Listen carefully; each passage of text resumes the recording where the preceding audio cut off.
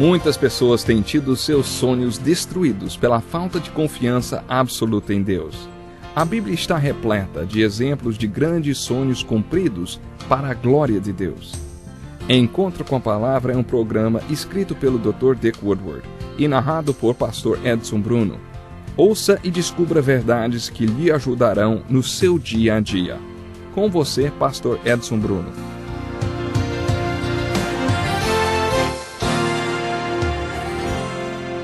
Seja bem-vindo ao Encontro com a Palavra. Esse programa é dedicado ao ensino prático da Palavra de Deus. Estamos estudando o livro mais importante do mundo, e esse estudo é conduzido por 3 perguntas básicas. Qual é o conteúdo deste livro? Qual é o significado deste conteúdo? E o mais importante, qual é o significado dele para a minha vida? Isto é, como vou aplicá-lo na minha vida?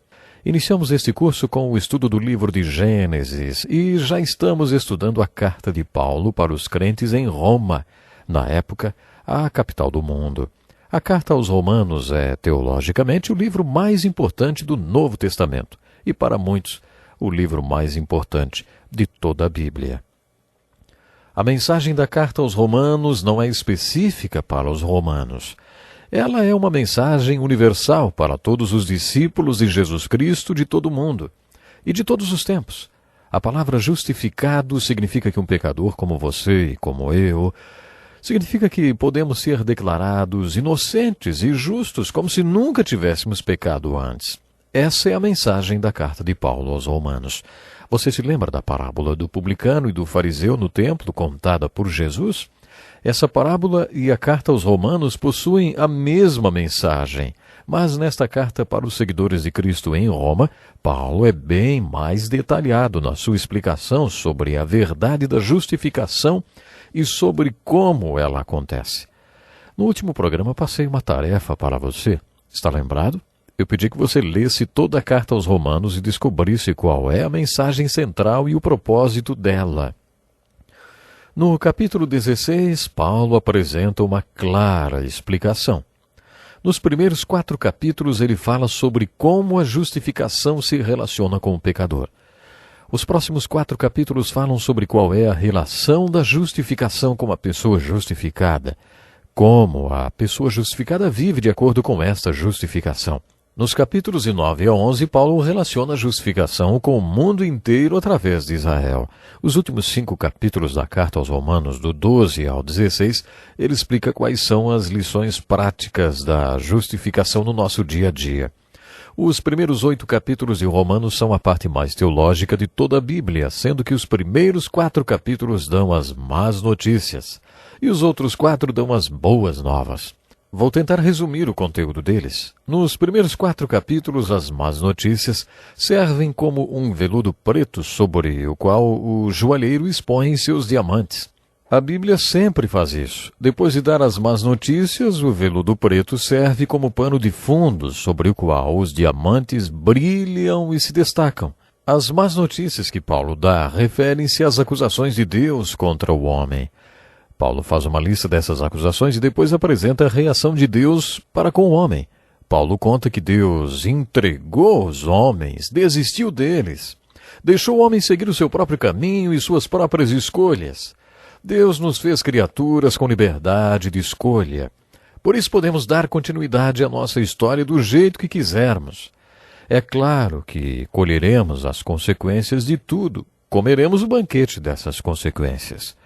Observe nesses 2 primeiros capítulos da carta de Paulo aos Romanos as acusações de Deus contra o homem e a reação de Deus. Depois veja quais foram os resultados que Deus permitiu que viessem sobre a vida do homem. Depois de ler as más notícias, nos 2 primeiros capítulos, começamos a ver surgir a pregação do Evangelho, as boas novas. Neste Evangelho, Paulo traz uma lição sobre o caráter do homem. E esse caráter humano é apenas aquele veludo preto posto de fundo para podermos enxergar os diamantes que representam o caráter de Deus. Como é o caráter do homem? Imagine que depois de ler os capítulos 1 e 2 da carta aos Romanos, você sai numa ronda com a polícia pelas ruas de uma cidade grande. Imagine-se trabalhando durante um mês, fazendo turno da noite na ronda da polícia. Tenho certeza que você vai visualizar muito bem tudo que está escrito nos 2 primeiros capítulos de Romanos. De acordo com o livro de Romanos, o caráter do homem é injusto e não se enquadra nos padrões de Deus. O caráter de Deus é o oposto do caráter do homem. Vou interromper um momento o nosso raciocínio para acrescentar o comentário de um professor de teologia chamado David Stewart, que diz assim: esses 4 capítulos de Romanos nos falam que Deus é justo e que exige que sejamos justos. Deus condena o pecado e a injustiça. Estes capítulos nos falam sobre quem Deus é, o que Ele exige e o que Ele condena. Eles também nos falam sobre o que Deus sabe. Deus sabe que nós jamais seremos justos o suficiente para salvarmos a nós mesmos. Deus sabe disso e esses capítulos nos contam o que Deus fez.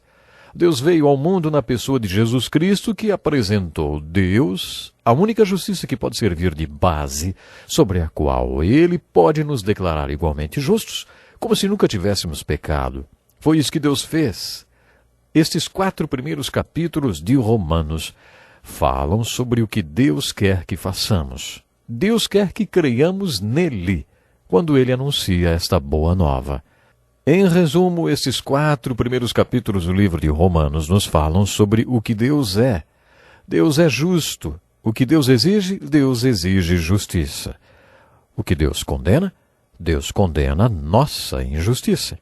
O que Deus sabe que nem eu, nem você jamais conseguiríamos ir para o céu por nós mesmos. Isso é muito importante. Pense por um instante. Se você acha que as boas obras podem salvá-lo, como saber se você já fez boas obras suficientes para ir para o céu? Qualquer um que acredite poder dar um jeito para ir para o céu não pode garantir que realmente vá. Muitos religiosos falam sobre obras como meio de conseguir a salvação. Não importa que religião pregue isso, se a salvação estiver baseada em obras, as pessoas jamais têm certeza da salvação. Paulo levantou mais uma questão nesses 4 primeiros capítulos. Se boas obras podem salvar, por que Jesus Cristo veio e morreu na cruz, então? Imagine Jesus suando gotas de sangue e orando ao Pai. Se possível, não me deixe morrer na cruz. Passe por mim esse cálice. Mas que não seja como eu quero, mas como o Senhor quer. Deus, o Pai, olhou para seu filho e disse: não é possível, filho. Você tem que ir. Depois que Deus mandou seu filho para a cruz, como você acha que ele se sente quando você diz: sabe, na verdade não precisava tanto, porque, sabe, eu podia ter me virado sem o Senhor morrendo na cruz.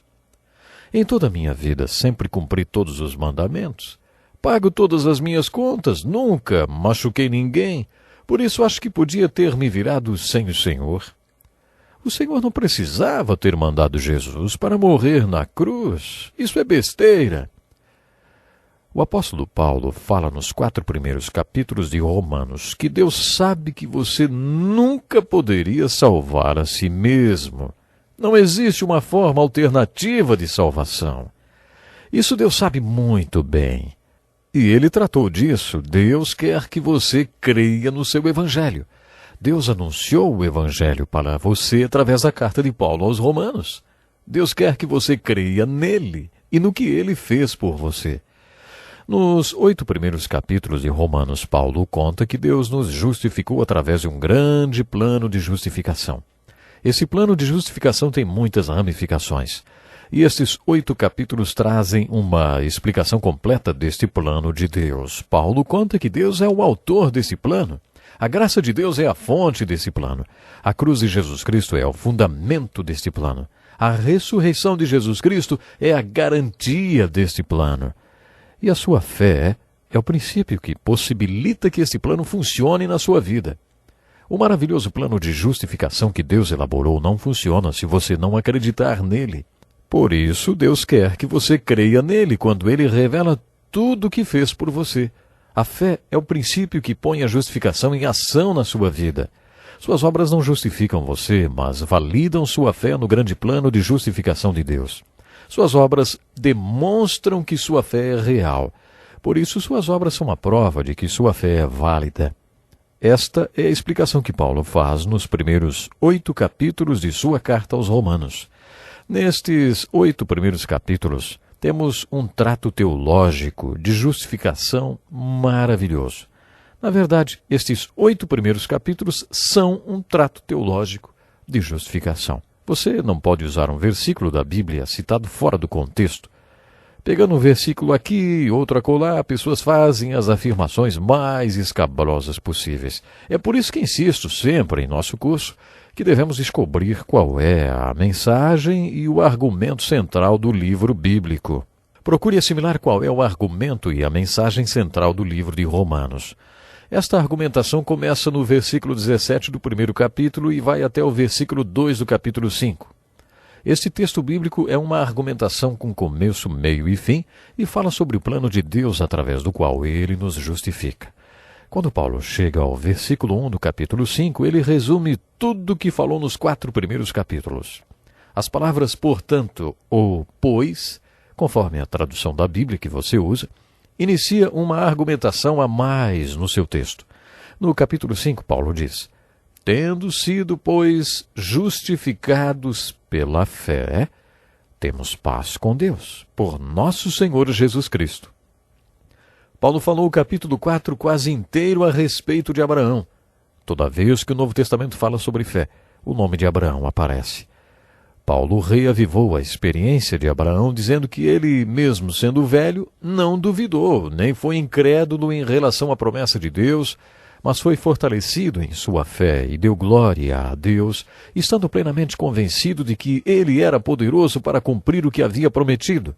Em consequência, isso lhe foi creditado como justiça. As palavras "lhe foi creditado" não foram escritas apenas para ele, mas também para nós. Deus também faz isso conosco. Ele nos declara justos quando cremos naquele que ressuscitou dos mortos, a Jesus, nosso Senhor. Abraão tinha 75 anos quando Deus lhe disse que ele teria filhos. Ele ainda não tinha filho nenhum, mas seu nome significava pai, pai de muitas nações. Toda vez que alguém o chamava pelo nome, estava dizendo: ei, pai de muitas nações, tem muitos filhos? E Abraão respondia: não, eu não tenho, mas ainda vou ter um dia. Se alguém dissesse: quem falou isso para você? Abraão respondia: Deus me contou. E então com certeza Deus falava: eu gostei. Eu disse, e ele acreditou em mim. Como você pode observar, a fé é algo fundamental. Até o próximo programa.